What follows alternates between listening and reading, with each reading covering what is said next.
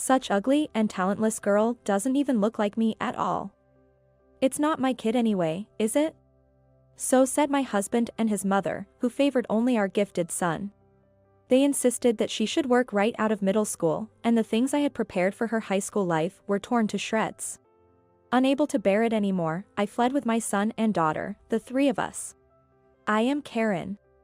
Just a 35-year-old stay-at-home mom living with my husband, son, and daughter, like any other family. My son Tom has had clear and distinct features that everyone could see since he was a baby. Often mistaken for a girl because of his adorable appearance. He was even told by my friends that your son could join the famous talent agency. And yet, he is kind, gentle, smart, and wise.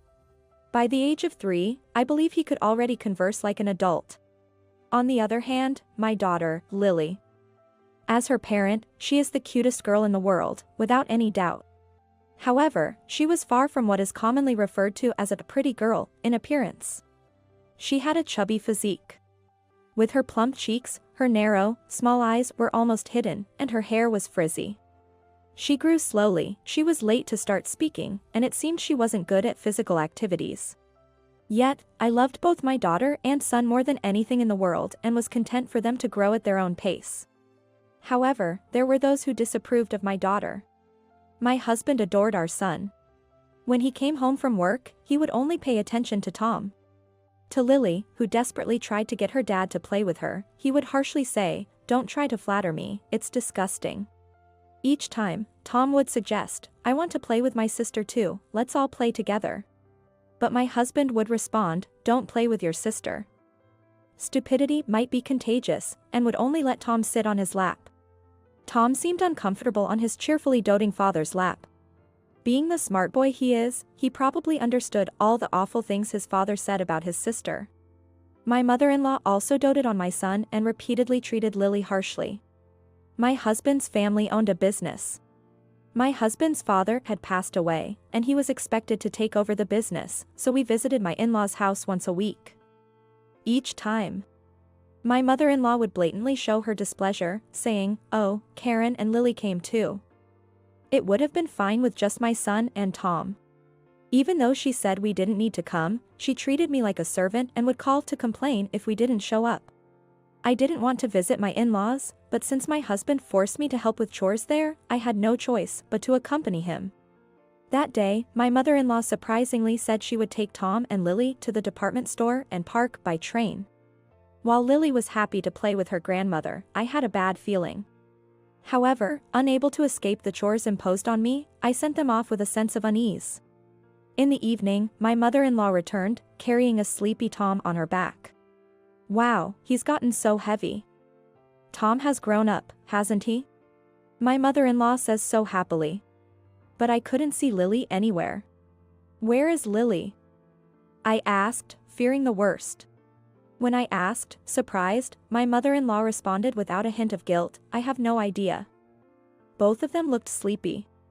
I told Lily to walk by herself because I couldn't carry both of them, so I only carried Tom, she said confidently. I felt the blood drain from my body. I rushed out, slipping on my sandals and running towards the station. I couldn't believe she would leave such a small child behind. Praying for her safety, I dashed into the police station at the train station. "Mommy." At that moment, I heard crying, and Lily ran into my arms. I felt all my strength leave me. The officer said, "I'm glad, are you her mother?" She was found crying at the station. "You should not take your eyes off such a small child." While patting Lily's head, "Now you're all right because your mom has come to pick you up." I thanked the officer repeatedly, held Lily's hand tightly, and we started our journey home. On the way, Lily spoke in her faltering speech. I was sleepy. I slept on the bench because Grandma said it was okay, at the station. I woke up and no one was there, so I cried. "Sorry, are you mad?" "Of course not, I'm sorry for making you feel frightened." As Lily spoke, gauging my reaction, I couldn't help but hug her tightly. Upon returning to my in-laws, both my mother-in-law and my husband sighed at the sight of Lily.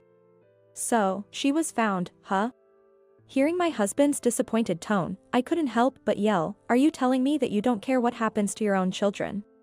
My husband showed no signs of remorse, but on the contrary, he retorted with something outrageous. I don't care what happens to her. Such ugly and talentless girl doesn't even look like me at all. It's not my kid anyway, is it? You're probably trying to pass off a child you had with some other man as mine, but that's not going to fly. Hearing this, my mother-in-law laughed and said, I wouldn't have minded not finding a child I didn't even know where she came from. I haven't cheated.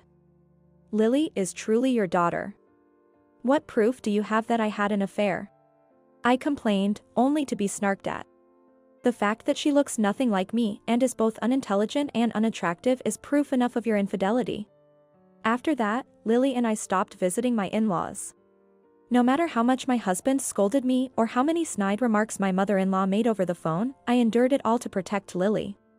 Tom was aware of how my husband and mother-in-law were treating us. If I say I won't go, Grandma will be in a bad mood, he said. I'll be fine on my own, I'll go. You and Lily don't have to worry about anything. Tom said, patting Lily's head. Feeling guilty towards Tom, we remained home.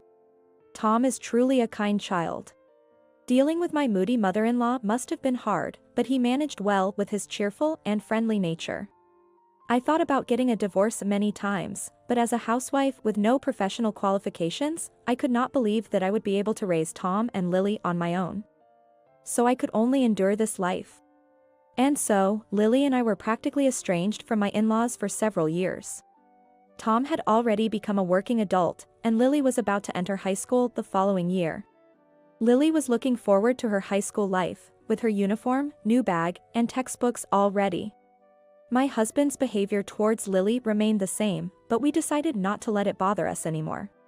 As long as I have my brother and mom on my side, that's all I need. Every time Lily said that with a smile, my heart ached. Still, seeing Lily excited about her new life made me feel more positive too. But then, an incident occurred. My husband saw Lily's new uniform and textbooks and flew into a rage. What is this? Don't tell me you're planning on going to high school? I've raised you this far, even though you're not my own child. Get your job as soon as you get out of middle school and give me back the money that has been spent on you so far. Throw this stuff away. Now. He screamed, tearing up the textbooks and ripping the uniform, throwing them into the muddy garden after days of rain. I'll have my mom preach to you, too. Saying that, he called his mother. She, as if she had been waiting for this, came over immediately. Don't you dare think about going to high school with my son's money, you ungrateful child. You should be grateful we even let you finish middle school. Start working right after you graduate and give all your earnings to us. Karen, you should be thankful we've raised this child you had from an affair. My mother-in-law said gleefully. Remember, our heir, Tom, is more important than you and your incompetent daughter. You two, with your poor abilities and bad appearance, are nothing but a negative influence on him. Get out. Lily and I listened to the harsh words from my husband and mother-in-law while picking up the uniform and textbooks that were thrown into the garden. Soaked by the rain, we were both covered in mud. The rain wet our hair, and droplets trailed down our faces. Soon, I couldn't tell if it was the rain or tears on my face. With my son already living elsewhere, there was no one left to stop the two of them. Lily and I looked at each other. Having been treated this way, we realized there was no reason for us to stay in this house any longer. Then, Lily and I took only what we absolutely needed and left the house. My husband and mother-in-law were all too happy to get rid of us and agreed to the divorce readily. With nowhere to go, we turned to Tom for help. He was shocked to see us drenched and dirty but quickly understood the situation and welcomed us into his home. Tom offered us a shower and a change of clothes and made us a warm drink. After calming down a bit, we discussed what to do next. I just got a call from Dad, saying he's divorced you. Then he told me not to let you two in my house because you're now strangers. He wants me to quit my job immediately and take over the family business, but I have no intention of inheriting that store. I hate them. Hearing Tom say that made my heart ache. I couldn't help but think about how hard it must have been for him, caught in the middle between us and my in-laws since he was young. I thought I'd endure it as long as you were married, and Lily was in that house. But now, there's no need for that anymore, right? Tom said with a smirk. Lily, would you mind if we moved to a different school district? I'm about to be transferred to another state for work. Let's all move there together. Don't tell Dad and Grandma about this, of course. I hope their store goes out of business. Seeing Tom talk so excitedly, Lily exclaimed, "Of course I'm going," clearly thrilled. Feeling guilty for always relying on Tom, I decided that following him was the best option. Things moved swiftly from there. Within a few weeks, we had started a new life in a new place. My husband and mother-in-law never knew how excellent Lily actually was. She was just a bit slower to develop than others. She excelled at exams. In our new home, she passed the entrance exam to a prestigious high school on her first try. We canceled our phones, so there was no contact with my husband and mother-in-law. Only Tom kept in touch with them to keep tabs on their situation. Going completely off the grid could lead them to search desperately for us, so it was Tom's idea to have a way to let off some steam. Another 10 years have passed since then. Lily is now an adult, Tom has a decent position at his company, and we all live separately. Today is a rare occasion for a family dinner. Dressed a bit fancier than usual, I waited for them at the meeting place. Suddenly, I was approached by someone exclaiming, "Wait! Karen! Is that you, Karen?" "Yes, it's really you, Karen." Standing there was my ex-husband, now almost bald and fat as a barrel. And beside him was my former mother-in-law, with gray hair and a bent back, looking like a witch from a storybook. Their appearances were truly bizarre and people around them seemed to avoid them. "Karen, where have you been for the last 10 years? We were worried. Are you mad that my mom and I told you that Lily was the child of a man you had an affair with? I'll forgive you for cheating on me. Now come back. I haven't seen Lily and Tom in so long, where are my children?" My ex-husband ranted, foaming at the mouth. He looked like a crab, despite appearing like a barrel. "He's right, I forgive you for what you have done, and come back. We're in a lot of trouble right now," she screamed with a raspy voice. Her voice had the force of a real witch. Despite it being a reunion after 10 years, I found myself observing them with a strangely calm mind, my heart unmoved, when I heard a voice. "Mom.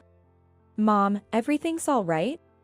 There stood a man with the refreshing look of a successful businessman and a slender, lovely woman dressed in a beautiful dress. Pointing at these two, their mouths gaped open, seemingly unable to close. "What the, well, are you Tom and Lily?" "Yes, we are." "Anyway, Dad, why are you and Grandma here?" Tom answered nonchalantly. "I knew it, you two have grown up so great. I almost didn't recognize you, Lily. You've changed so much. You've become a beauty. That's my girl. I never thought that Lily would become such a gorgeous young lady. I wish I could have seen her grow up closer." Ignoring Tom's question, the two of them continued to talk on their own. Indeed, after moving with us, either thanks to being free from the stress from her father and grandmother, or maybe her dedication to club activities in high school, her once chubby face slimmed down rapidly, and her previously hidden eyes became more prominent with her defined facial features.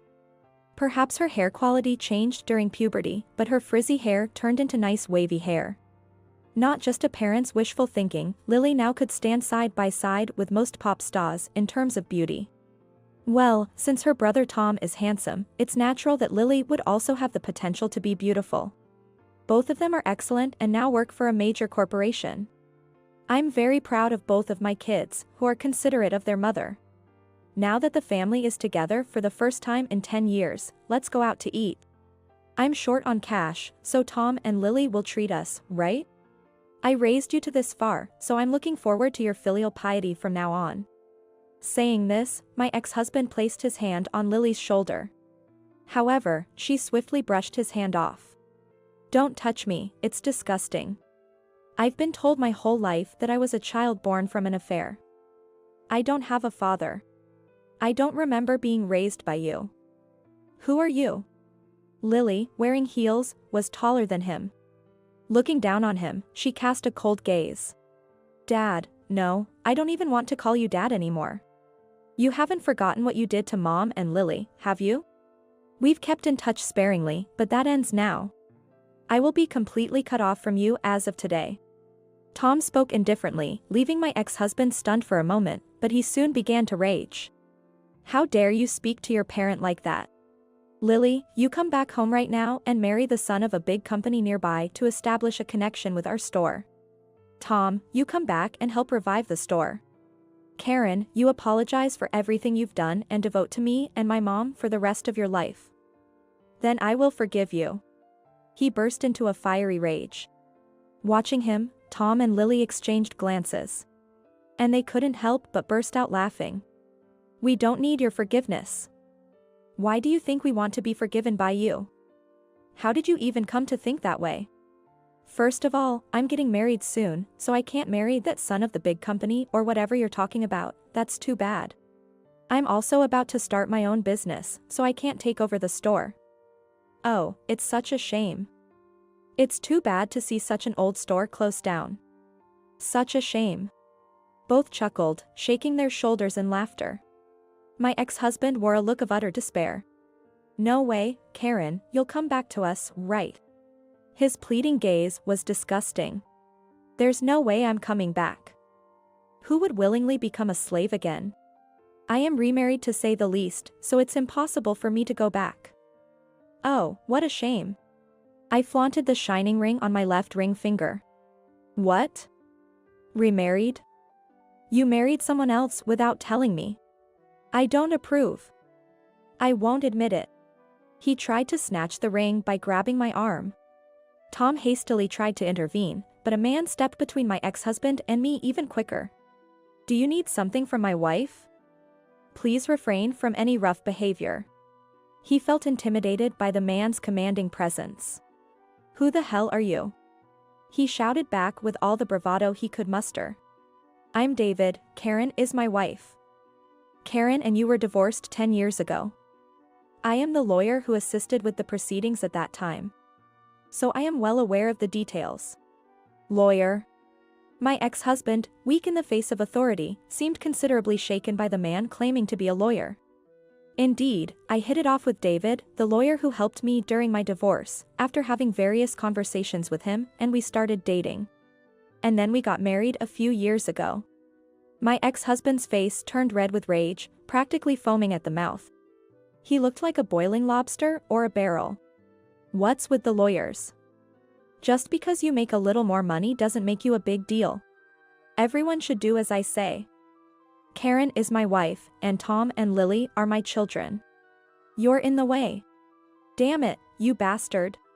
He yelled and, thinking who knows what, charged at my husband like a bull. However, he dodged smoothly without any sign of panic. What the? No way. The barrel, no, my ex-husband, unable to stop his momentum, tumbled and rolled away with a pitiful sound. Oh no. My son, my ex-mother-in-law cried out in agony. Surprised, we watched him, wondering if he was all right, only to hear him, still on his back from the fall, furiously shout. I'll still forgive you now. Fortunately, it seemed he wasn't seriously injured. But, it appeared the fall was too much for even a barrel like him to quickly get back up. As I was wondering what to do next, my husband said, I've called an ambulance, so he should be fine. Let's leave the rest to them. And gently placed his hand on my shoulder. Lily, fuming, said, it's too kind to call an ambulance for him. Just leave him. Even her angry face was adorable. But hey, isn't it about time for our reservation at the restaurant? Let's go before we're late. Tom urged us. That's right, today was an important day to have a meal together as a family. Encouraged by my husband saying, let's go, it's all right, we left the scene. We could hear my ex-husband and ex-mother-in-law shouting behind us, but nothing scared us anymore. Months later, I heard that my ex-husband's shop, which had been barely managing, finally went bankrupt. David learned about it from a contact in the real estate business.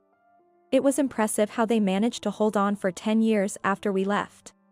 My ex-husband, claiming he was unable to work due to injuries from the fall, shut himself in at home, leaving everything, including housework and business, to my ex-mother-in-law.